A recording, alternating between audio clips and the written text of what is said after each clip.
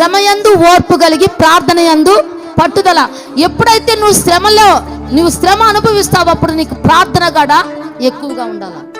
ఆ ప్రార్థన నీకు ఎక్కువగా ఉంటేనే ఆ శ్రమను నువ్వు జయించగలవు. అందుకే దావీదు అన్నాడు, నా శ్రమలో నేను యెహోవాకు మొరపెట్టాను, ఆయన ఆలయంలో నా మొర ఆలకించాడు.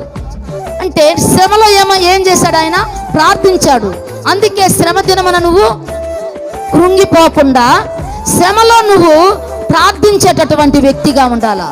ఆ శ్రమ నీకు ఎందుకు ఇచ్చాడంటే ప్రార్థన నీకు నేర్పిస్తున్నాడు. ఆ శ్రమలో నువ్వు ప్రార్థించాలా. పట్టుదల కలిగినటువంటి ప్రార్థన, విశ్వాసముతో కూడినటువంటి ప్రార్థన, నమ్మకముతో కూడినటువంటి ప్రార్థన నువ్వు చేయాలా. శ్రమయందు ఓర్పు కలిగి ప్రార్థన యందు పట్టుదల కలిగి ప్రార్థన చేసేవారముగా మనం ఉండాలా. ప్రార్థనలో మందులుగా మనం ఉండకూడదు.